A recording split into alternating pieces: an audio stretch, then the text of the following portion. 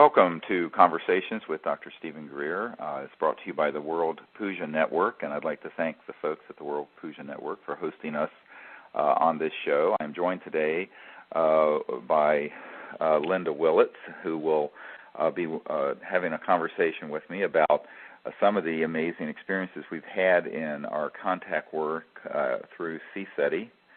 You can find out more about that at cseti.org. And we will also be discussing some of the implications for disclosure in light of the new administration, President Obama, being inaugurated this week. And you can see more about what we're doing at Disclosure at disclosureproject.org. That's disclosureproject.org, all one word. So thank you, Linda, for joining me. Oh, you're welcome. It's a pleasure.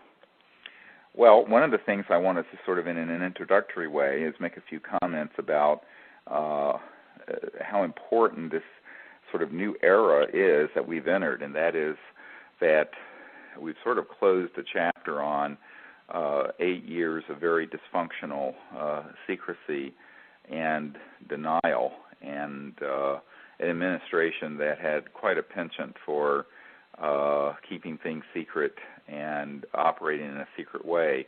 We're hopeful that the new administration will live up to its pledge that was made this week to be more transparent and open and disclosing. And so we will be involved in making recommendations to them towards that end. One of the key reasons why this needs to happen is, and I've mentioned this before, is that the secrecy on the UFO and extraterrestrial issue has embedded within it a number of complex problems, which is now caught up with the world in a very major way. Number one, we have a rogue, unsupervised, militaristic entity, not just in the U.S., but internationally, that has lied to previous presidents and to members of Congress, as well as to leaders in the British government and other nations, and has militarized the relationship between humans and these extraterrestrial visitors, which was a catastrophic decision that occurred in the 1940s and 50s, from which we have never recovered. So we are now 60 years into a period where the legitimate leaders of the democracies of the world and the people's representatives of the world have not dealt with this. And for that reason, in 1990, CSETI was formed, the Center for the Study of Extraterrestrial Intelligence. And as I said, you can see more about that at cseti.org.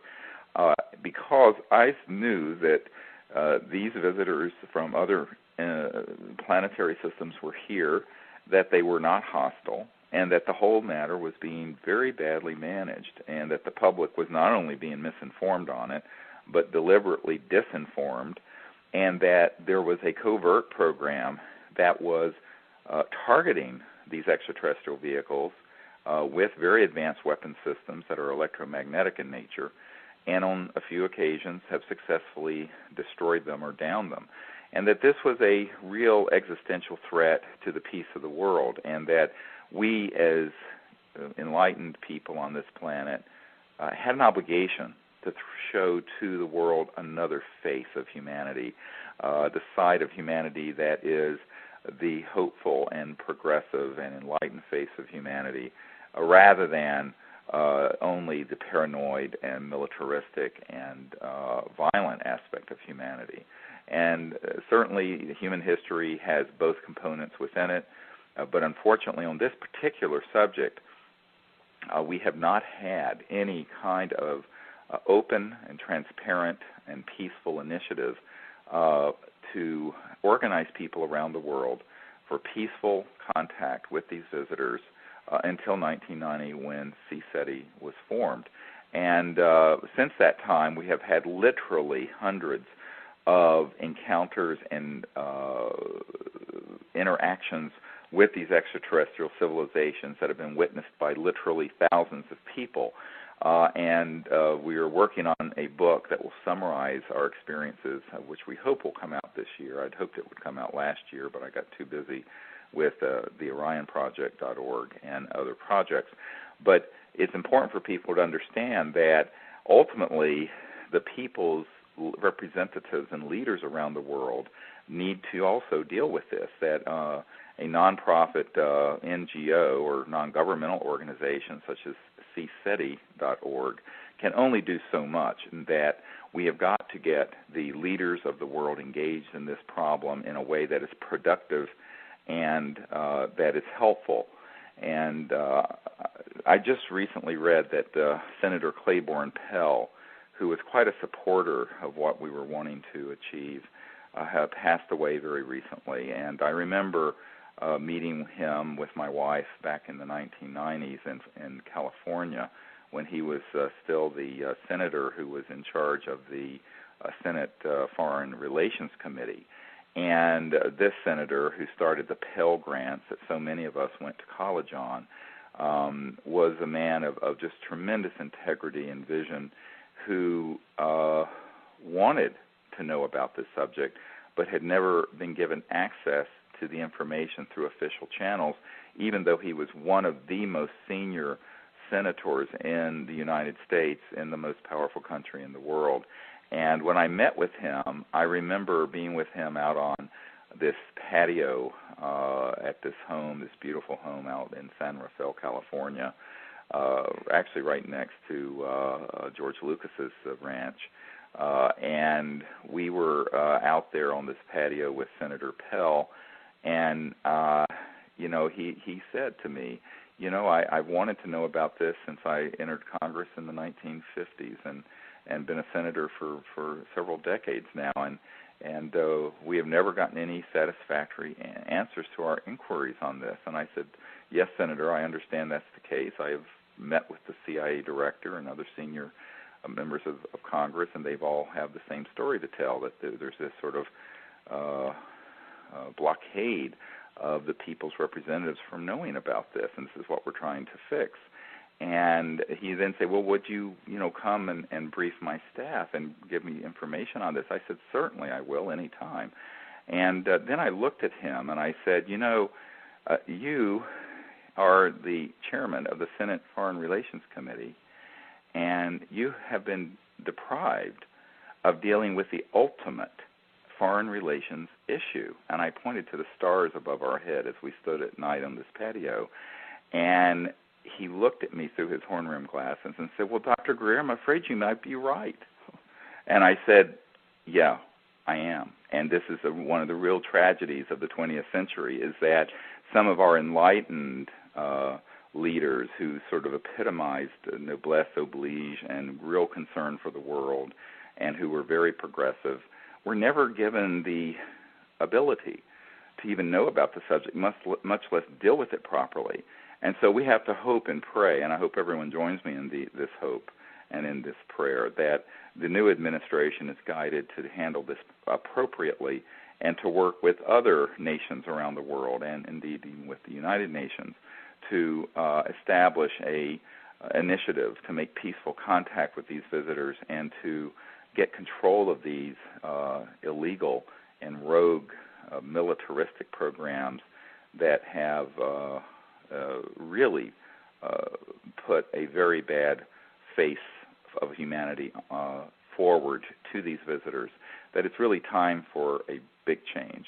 And we have to hope that Mr. Obama and his team are up to the challenge. Well, at least Claiborne Pell, Senator Pell, is working with us from the other side now. That's right. He's in another play in the Worlds of Light, and I'm sure he's very aware of what we're doing and what the truth is. And, it's often been said that those who pass on into the Worlds of Light are the leaven which raise up this world through mysterious means, and I think that's very true. And I think for that reason, we can hope that some of the folks who know about this can work in seen and unseen and perhaps mysterious ways to open the doors for this. I will say, I cannot name which government this is, that for the last couple of years there is a government in Europe, one of the G7 countries, who have reached out to us who want to start an initiative to make contact on a long-term project. I'm quoting from a document from their Ministry of Defense, to open up contact with these visitors where CSETI and our senior team would be the lead ambassador team for them to initiate a contact and a landing so that the head of state of this country and a lot of the leaders of Europe would be able to be present at an event where these extraterrestrial civilizations would be present. And this is something which has gone quite a bit into discussion and planning mode, but has been held up due to, I'm quite certain, concern over the sort of ruthless enforcement of secrecy and support for secrecy that the Bush-Cheney administration had enforced. And I think that now that we have a new start and a new beginning, that there is at least a potential for positive motion forward.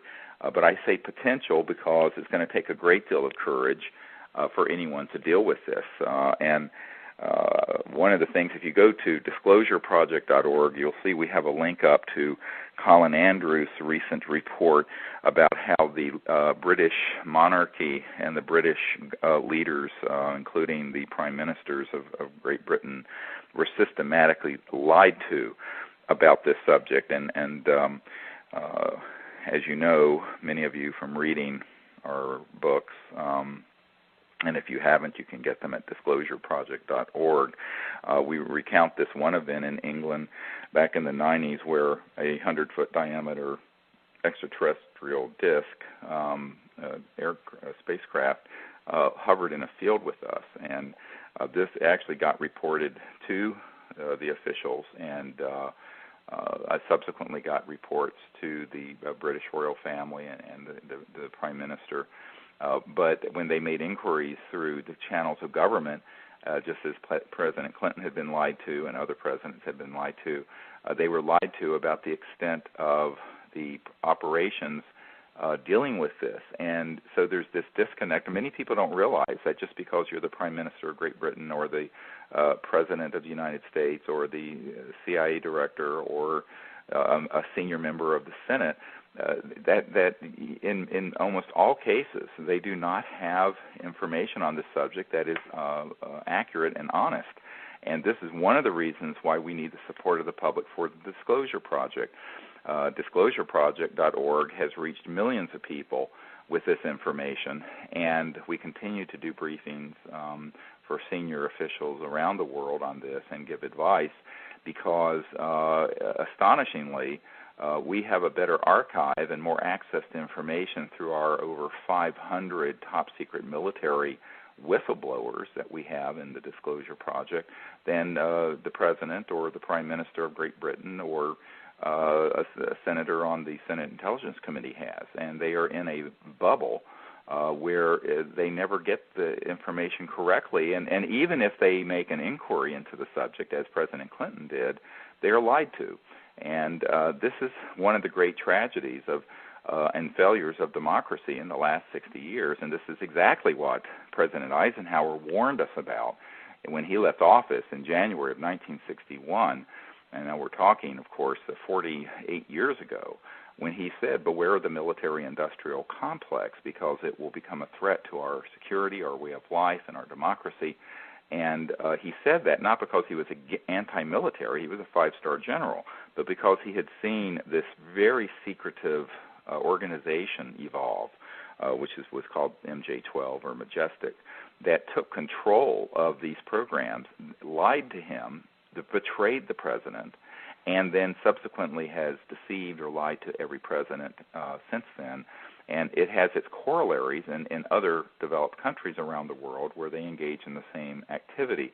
So this is a very worrisome sort of transnational covert program that has gotten completely out of control that President Obama needs to rein back in. get the assets back under control. He needs to order the stand down of any weaponization of space and any targeting of these extraterrestrial vehicles. He needs to form an international effort, working with the other peoples of the world, to establish peaceful contact with these visitors, modeled on the CSETI approach, which we are happy to advise them on and are doing so.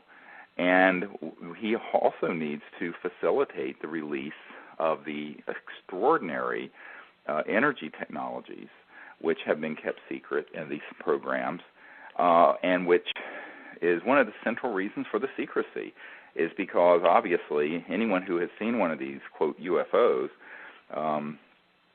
they will tell you that they don't have any sound, and they're moving at enormous speeds and can be going 20,000 miles per hour and make a right-hand turn without it decelerating, and go straight up at 1,000 of miles per hour against gravity without any problem.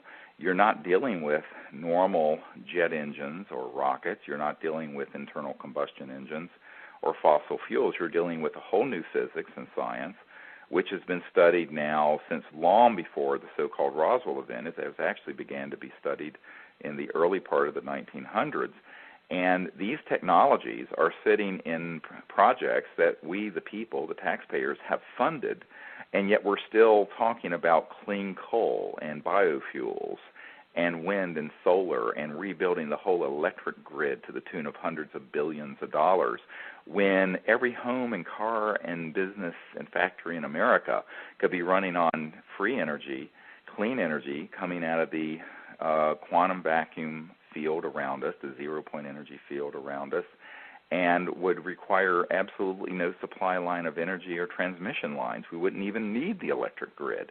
So, this is the real reason, one of the real reasons for the secrecy, is because it's a multi-hundred trillion dollar asset base of oil and gas and coal and transmission lines and public utilities that would become unnecessary.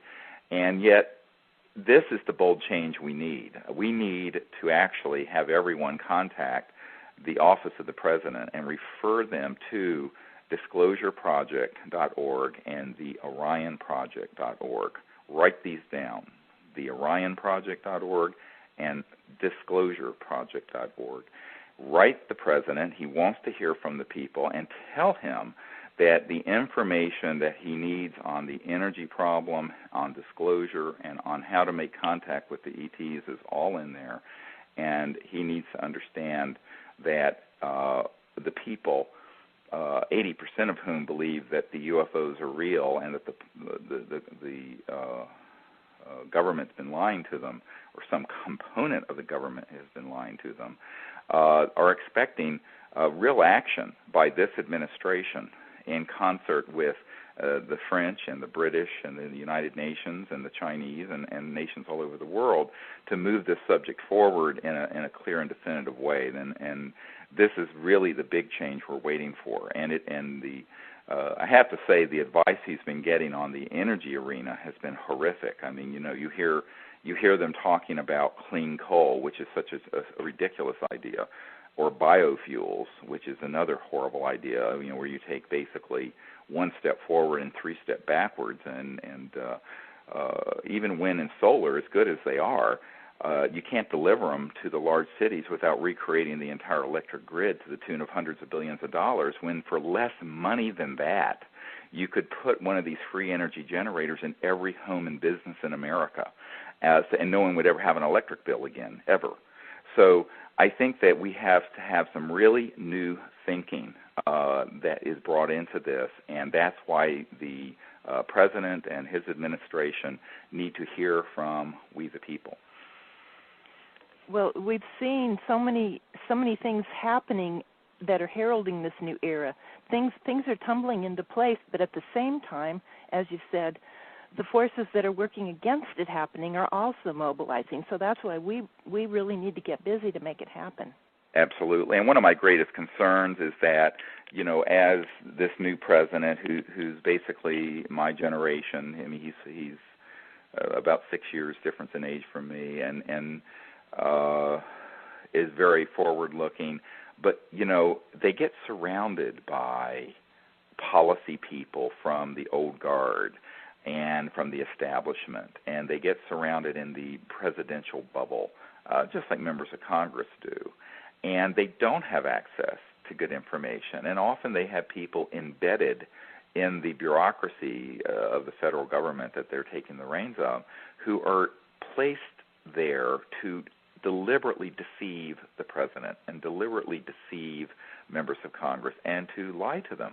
And so the only way that can be corrected in a democracy is to have a free exchange of ideas. He needs to hear from all of you who are listening. Don't sit and just listen to this. Get on his website at the White House and tell him to look into the OrionProject.org and DisclosureProject.org and CSETI.org. He will, if he hears from enough of you. And I think what you have to understand is that they are going to want to hear from the people on these important issues, and it isn't only about the fact that we're not alone in the universe. It's also about how are we going to create a sustainable, peaceful civilization on Earth that can exist for more than another 20 to 50 years. It isn't going to be with an electric grid like they're talking about propping up. It isn't going to be using coal. It isn't going to be using biofuels in an internal combustion engine. It isn't going to be, because there's no way that 6 or 7 or 8 or 10 billion people can live on this planet using those old systems. And as Einstein said, and I'm paraphrasing, no problem can be solved from the level of consciousness that created it. And so we have to have a whole new level of consciousness in thinking about these enormous problems and challenges that face our civilization. And that isn't going to happen from people who are coming from the establishment and the conventional wisdom thinking of people who are, physicists with major government-funded laboratories, such as he has surrounding him. So, the president is going to continue to get atrocious advice on the energy issue and a number of other issues unless he hears from the people and they refer him to people who have expertise in the real alternative energy world and the alternative world of thinking, because otherwise it's going to be this sort of incrementalism where there'll be this little nibbling around the edges of the problem, but the fundamental problem that we have won't be addressed. And the fundamental problem we have is a lack of democracy, a lack of disclosure, excessive secrecy that Eisenhower warned us about, and the active and ongoing suppression and lack of support of these earth-saving and liberating technologies. One thing I want to talk about, since we have the first African-American president in history, is that the world today actually is living under a type of plantation slavery economic system that is run by a relative handful of people for their benefit. And there are a few hundred corporations and individuals who really control the global economy and the wealth of the planet, who are tied into the fossil fuel petrodollar interest, and that the masses of the people of the world are impoverished specifically because of the way we're living, the type of technology and industrial system and economic system we have. That isn't going to change. And so I would suggest to this president, and here's a concept for people to just meditate on, that there be another emancipation proclamation by this president to lift the shackles of economic slavery from the people of the world and to liberate these technologies that have been kept secret. And this would be the tide that will lift all ships. And this is what would set the people of not just the United States, but of the entire world free from want and free from poverty and free from the economic slavery which has been enforced to the benefit of a relatively small number of people. And that it would be an act akin to Abraham Lincoln, who is one of his role models, declaring the Emancipation Proclamation of 1863. That's amazing. That's a wonderful approach to take with him. I think this is exactly what we have to say to him. And I think that this is what people may want to get a transcript of this interview and use some of this wording and send it to him at his websites and say, look, dear President Obama, we need desperately for your help in this new emancipation of the people of the world from the economic slavery and from our addiction to the oil and gas and coal interests, and that the solutions exist. They do not have to be started from zero. We have, for example, in our network, a man, I've referred to this person before, who is probably one of the most brilliant physicists and engineers living today, who is not being permitted to work with us because of the reach of these covert interests. But he has built systems that he could rebuild for us within 3 to 6 months, that if the president were to give an executive order permitting him, we would have these free energy systems available that could then go to mass distribution to the people of the world, and that would liberate us from the economic slavery that the world is collapsing under today. And that, this is just one example of what the new thinking and a new president can do, but he won't do it without hearing from you, the people.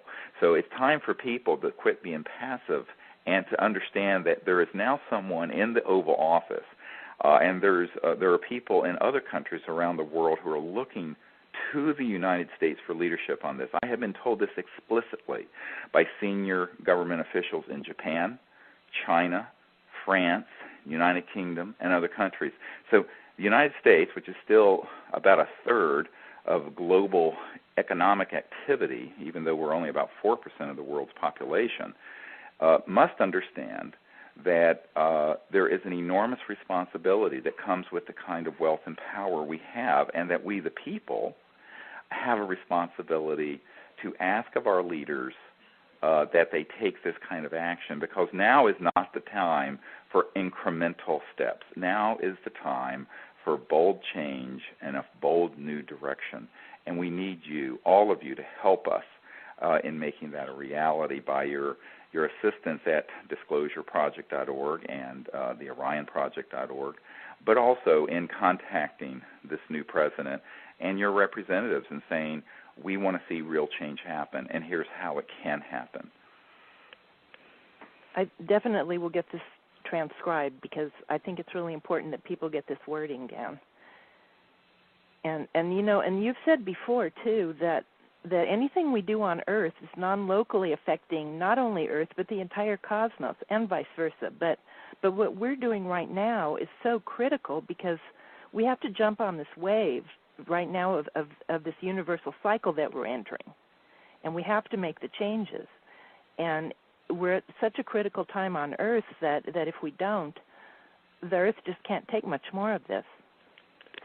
That's right. That's exactly correct. And so, if this were 1950, I would say, well, maybe there could be some incremental changes, and we could make it through. But this is 2009, and all the Earth herself, who is a conscious being, Gaia is a conscious spiritual being. She is telling us in many ways that we have overburdened her systems, her immune system, her air, her water, even geophysically, and that this can't continue for much longer. And little teeny baby steps that are just going to squeeze a little more efficiency out of the internal combustion engine, or be burning biofuels instead of gasoline, or, clean coal. They want to put billions and billions, something like $30 billion into clean coal, when not far from where I live, they're literally blowing up all of the pristine mountains of the Appalachian and Blue Ridge Mountains so that they can do what's called mountaintop removal, MTR. Go look it up. They are literally have, in the last decade, destroyed an area the size of Delaware, where they have blown up the mountaintops so that they can have these enormous machines and shovels scoop the coal out. So even if you find a way to burn the damn stuff in a clean way, the way they're extracting it from the earth is destroying the earth, the air, the water, the streams, the wildlife, poisoning all the streams with all this detritus from the mining operations. It is an absolute environmental holocaust going on right now, and people don't realize that more than half of the electricity in this country is coming from burning coal, just as we did in the late 1800s. So, we are not going to fix this problem by tinkering around the edges, and this is why this new president and your representatives need to hear from you about and referred to the OrionProject.org and DisclosureProject.org and say, look, we need really bold action. We need real change, and we need for people to be educated on these issues and not go down the path of conventional wisdom, sort of academic incrementalism, because we're just flat out of time to do that. We cannot do it. And I have been told by officials in other governments that if the United States now doesn't act in a bold way, that they will. And you know what? America will be left behind. And we can't afford to have America left behind. I'm a very much view myself as a world citizen. In fact, I view myself as a universal citizen. But I am also very proud of the United States. My mother's family were some of the original founders of the United States. They were the first POWs with the British in the founding of this country. And I take very seriously I think, spiritual role and destiny that America has in the world. But we have really, really dropped the ball on these issues. And we cannot allow the United States to completely become irrelevant in the real change that needs to happen in the world. And this is why we have to exhort and educate our leaders, including President Obama, on these issues.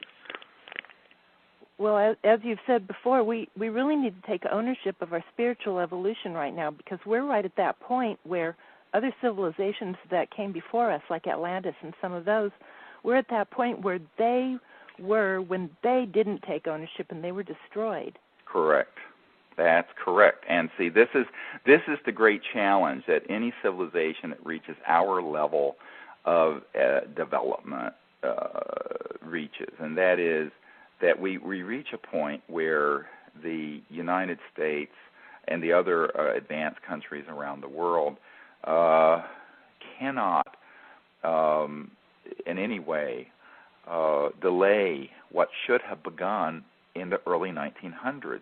And if you go to the OrionProject.org, you will see that, in fact, Nikola Tesla, and this guy named Stubblefield had an Earth battery, a version of which I saw down in one of the islands of the Caribbean back in 2003, I believe it was,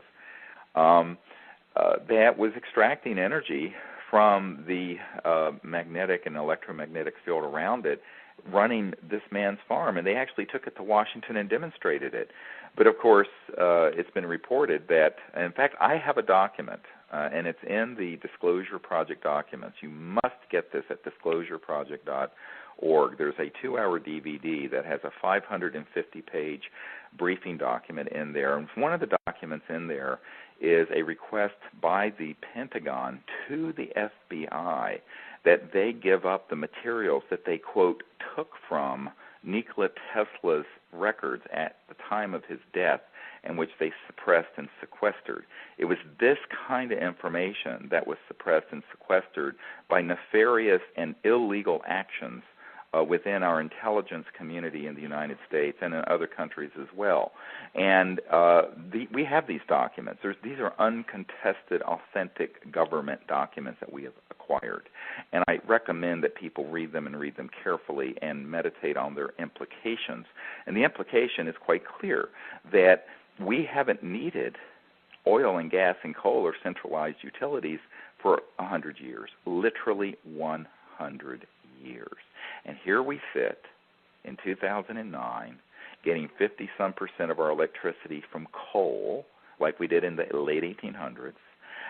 with no real progress. We think that we've evolved, but even jet engines were invented in the 1930s.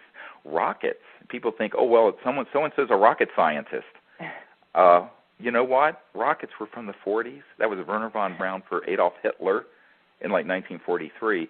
The point is, we have been completely hijacked as a civilization by these corrupt financial and oil and energy interests, and there's no changing it unless the people speak with one voice and very clearly outline actions for the new president, the new Congress, and also that we independently, knowing, of course, that often government fails us, no matter who's at the helm, that we independently, through the OrionProject.org, get the funding in place so that we can recreate these types of wondrous new technologies, which in a sense aren't that new, but they would be new to the world because most of the world doesn't know them, and bring them out to the public for peaceful applications and the generation of clean and abundant energy that would lift the world out of poverty and would give us an entirely new economic system based on abundance and sustainability. And this is really the big challenge facing us on Earth. And then you add to that the challenge of how do we make contact with these extraterrestrial visitors who are quite alarmed at the fact that we have not taken these actions for 100 years and have seen us go off our evolutionary course.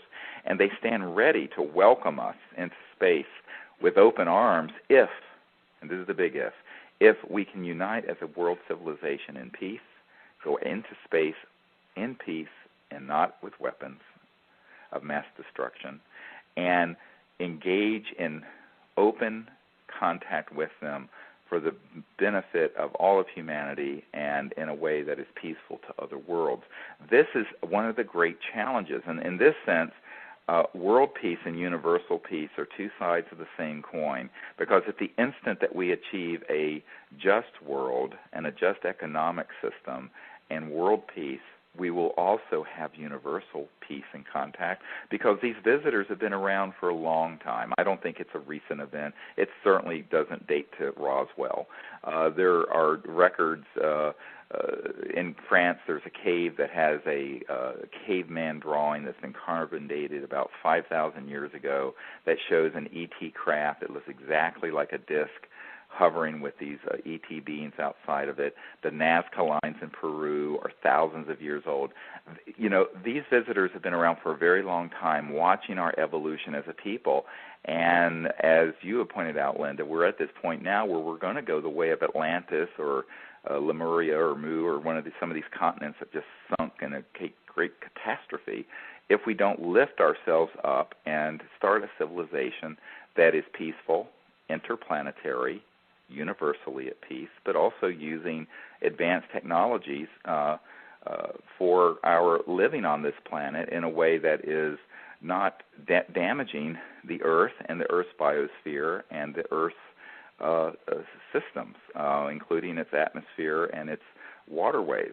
So this is something that is achievable. I mean, the very good news, and this is a message of great hope that the president needs to hear, because he spoke so much about hope, and he wrote a book called The Audacity of Hope. And it is this, that we have the solutions to all these seemingly enormous problems, which really, with some united action from the people and from the government working with the people and from this new president, we can bring out all these new technologies, make peaceful contact with these extraterrestrial visitors, and lead our civilization into an entirely new era of peace and abundance if we intend to make that so.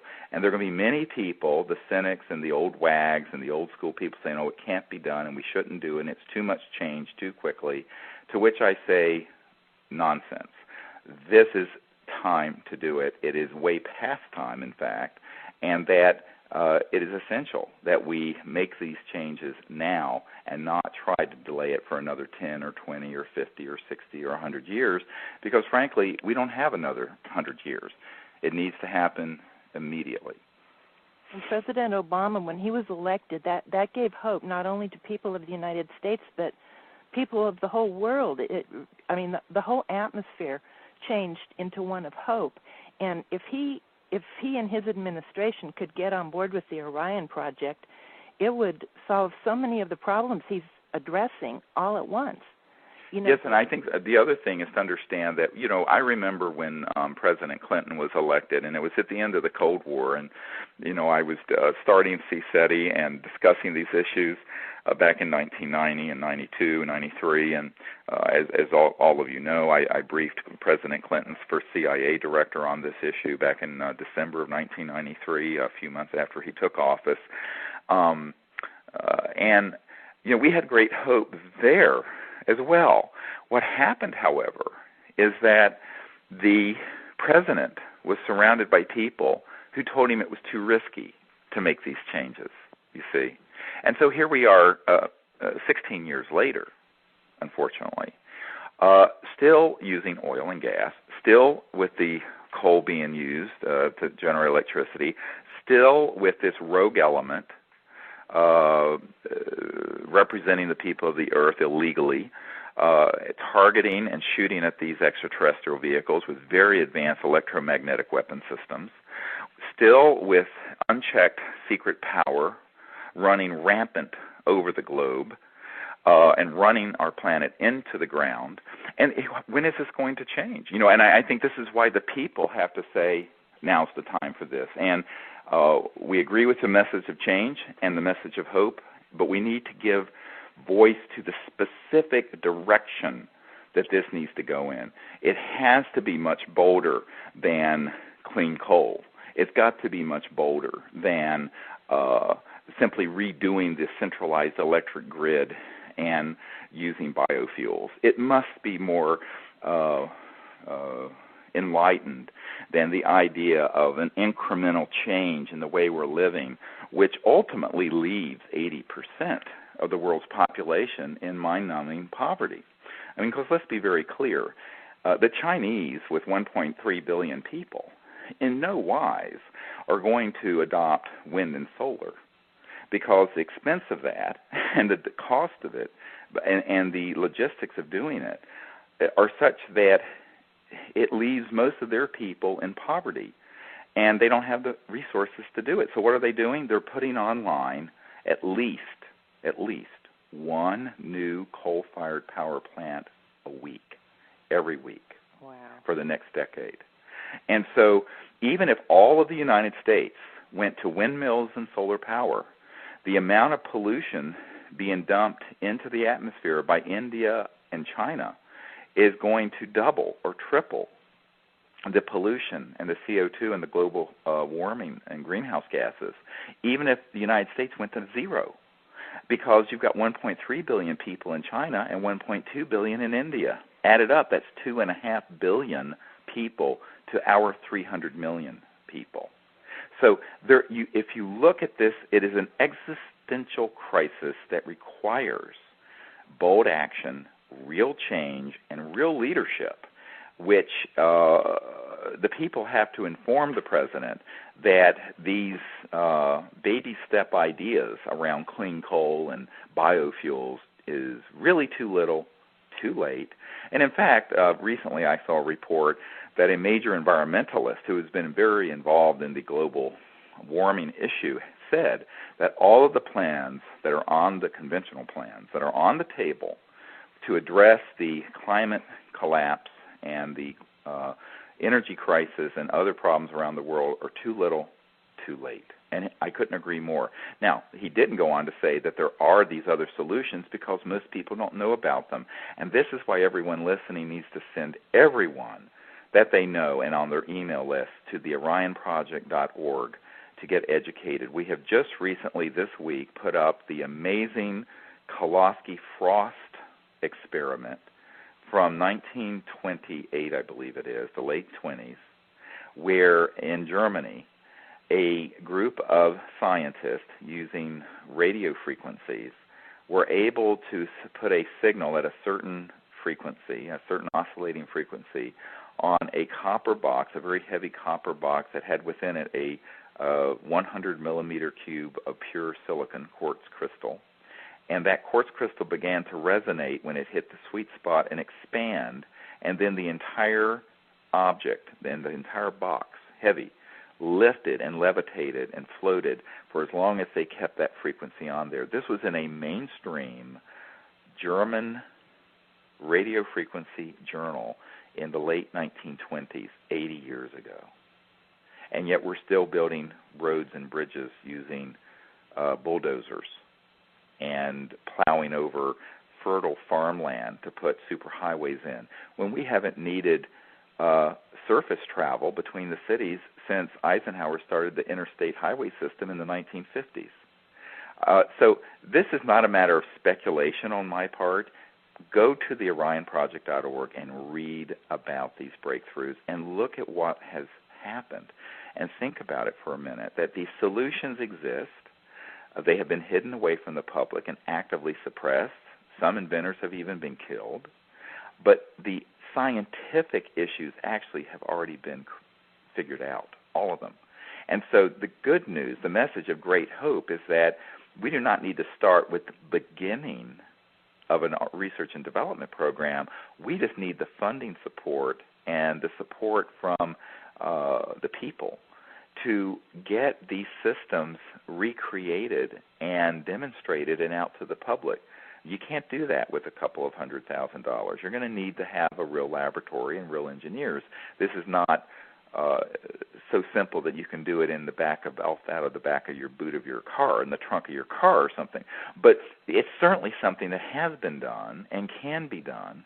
And there's really no reason why 2009 can't be the year of the disclosure of these new energy systems, peaceful contact with these extraterrestrial civilizations, disclosure that we're not alone in the universe, and a whole new course set for our civilization that can be sustainable, enlightened, and that will give us the ability to evolve as a people in higher states of consciousness so that we take our place, our rightful place, amongst other peoples in the universe as an enlightened people who are, in fact, ourselves interstellar and can travel amongst the stars in peace. So this is the path we need to be set on, and this is the vision that we must share with our new president and with each other, and join together, arm in arm, and make this a reality. And people that go to the orionproject.org also need to sign up to get on the email list, because the Orion Project sends out some really educational and interesting emails. And the one that went out on Tuesday about precursor engineering and talks about the history, some of these energy from the vacuum machines. Right. It's just really, really interesting to be on this email list. Right. And also we need support through disclosureproject.org, because now that we have a friendlier government in place here in the United States, and we have European governments ready to move, CSETI and the Disclosure Project need to ramp up those efforts, and I'm happy to announce that we recently received a very generous $10,000 donation to the Disclosure Project from someone who wishes to remain anonymous. But we need the support of the public, because there's an enormous amount of work we do that requires travel, that requires doing briefings and meetings for the people, educational programs for the public, that we need the support of the public for. So that's another way that people can get involved. But they can also get involved by also educating the people in their circle of friends and coworkers and colleagues and family who can support and learn about disclosureproject.org and the work we're doing to disclose this information, and the work at CSETI, where we actually train people to become citizen ambassadors to the universe. And our Ambassadors to the Universe training program is open to the public. We're going to have a meeting in the Outer Banks this spring, and the information of our meetings are on cseti.org, cseti.org, and we'll have at least 4 or 5 of these week-long gatherings this year, where we will have, usually it's around 30 to 40 people, maybe a little more, who will be with us out under the stars till the wee hours of the morning, and we train people in meditation and remote viewing and the use of other technologies, including laser systems and electromagnetic systems, to make contact with these extraterrestrial visitors. And we have never been disappointed. We have never gathered as a team and not had some type of incredible manifestation of extraterrestrial civilizations interacting with us. Sometimes it's a spacecraft. Sometimes it's a electromagnetic signaling that happened, like we had at the amazing Orion transmissions that happened in November in Joshua Tree National Park. Sometimes it's a luminous object that is not fully materialized that moves into the field. Sometimes it's just all kinds of experiences that happen. But the idea is that everyone should be trained in how to make peaceful contact with these visitors, because that's what they're waiting for.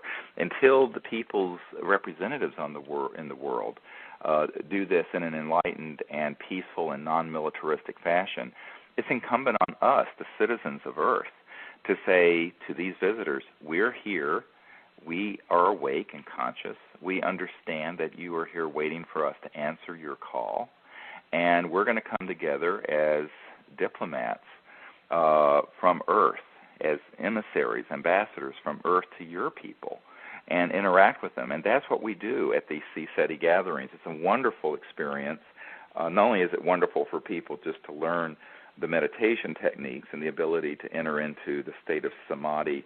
We do a puja, and we train people in meditation techniques, and then we train people in how to remote view distant places and distant points in time.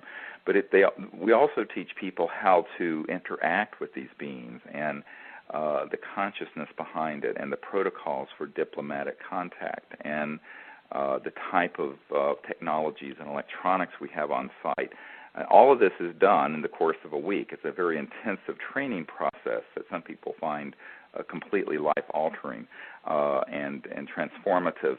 And this is open to anyone who wants to come, and you can find out about where we'll be doing this. I know that in May we'll be doing this at the Outer Banks, beautiful on the ocean in North Carolina, and then in June or July, I can't remember now, we'll be doing it in Colorado, in Crestone, Colorado, in the Rockies, and then we will be at Mount Shasta in California over Labor Day, and then we'll be at Joshua Tree again next November. And if we're lucky, we may be able to work in another event somewhere, but certainly those 4 will be done this year. And I hope people will participate, because it's an opportunity for people to empower themselves to do what we must do, because until the United States and the other governments and of the world and the United Nations and other institutions take on the task of peaceful contact with these visitors, we have to do it. We, the people, have to do it. And one of the empowering messages I give to people is we don't need to get permission from Barack Obama or the United Nations or President Sarkozy or the Prime Minister Gordon of the United Kingdom or any other leader to do this, because we are all citizens of this planet together, and these visitors are around, and they are awaiting people to initiate contact. And if you open up that possibility, it'll happen. People will have it happen not only on these expeditions, but then when they return home, they find that they have sightings and contact, and amazing events happen that are ongoing in their area. And so these visitors understand that sometimes the government is a leading indicator, that we, the people, are the leaders, actually, and that it's a very grassroots effort, and that if the people will lead, the leaders will follow.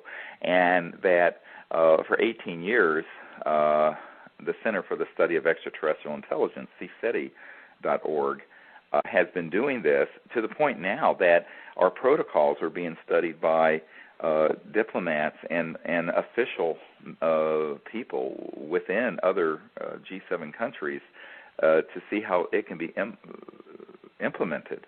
And I know that they have been waiting for this new administration to come in to step up the pace of this. Even the Vatican, I have to point out to people, this past spring, made comments about that the extraterrestrial the existence of extraterrestrial life and et cetera. And most of the people of the world now understand that the UFOs are real, that the ET presence is real. It's something like 80% of the public. And so, these big governmental entities, they tend to take a long time to do anything. But we can do it very quickly, and we have been. And this is why I tell people, don't wait for the UN to act or even for this new administration to act. Learn how to make contact yourself and become a citizen ambassador to the universe and empower yourself and a few other people. You don't need to have a huge team of 100 people. All you need is 3 or 4 or 5 or 8 people who will join with you and go out under the stars somewhere in your area and engage in these protocols. We have an entire meditation training kit that's at disclosureproject.org that you can order, and you can enroll for these week-long ambassador intensives at cseti.org. And it's open to the public. And I tell people that the more that this happens, the more it shifts consciousness in the world. And those of you who are familiar with the work of Rupert Sheldrake and morphogenic fields know that as people join into a certain kind of activity and perfect it, the more it then non-locally propagates, meaning that it affects people all over the world, in fact all over the universe, in a way that it moves it in that direction. So if we engage in peaceful, open, enlightened, higher consciousness contact with these other interstellar civilizations, this affects the White House. This affects the person in the Élysée Palace. This affects Joe the plumber. This affects everyone because of the nature of consciousness being this omnipresent field of mind that all of us are integrated through. This is the great internet in consciousness. This is the interconnectivity of each of our awareness to each other through this non-local, unbounded mind that is the source of the light of awareness within every single person on the earth, but also every single being in the cosmos, not just on the earth. And so when we engage in this process together, it literally shifts consciousness and moves things in this direction of peaceful and open contact around the world. And this is why it's so powerful. And this is very empowering because people sometimes, they'll look at the, all the pomp and circumstance of the Oval Office. And I was just at the inauguration events in Washington, D.C., and it was wonderful to be there with 2 million people. But ultimately, everything becomes very personal. It's about each of us making choices and engaging in these activities. And as we do so, we can shift the direction of our civilization. And really, this is where it happens, through meditation, through prayer, through action, and through those of us who understand this joining together to make this change a reality. Well, I can't recommend CSETI expeditions any it's just utterly, I can't recommend them more. They're just utterly life-changing. They have been for me. They continue to be for many new people that go on every one of them.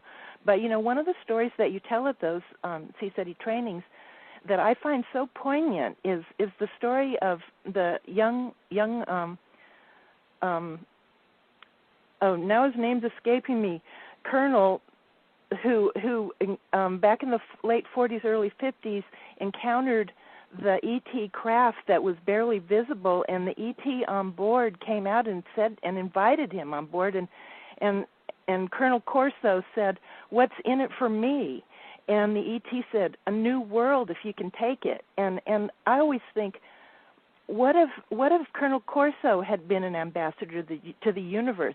We could have had just amazing changes occurring way back then. Yeah, that was in 1956, in the summer of 1956, and here we are 53 years almost later, and I tell people it's time for us to accept the new world that is ready to manifest around us, and it has to manifest through us, the children of the earth, because we are the agents through which the vision of a new world manifests in our actions and in the world around us, and that is how it has always been. This is why the ETs can't land on the White House lawn and make it happen.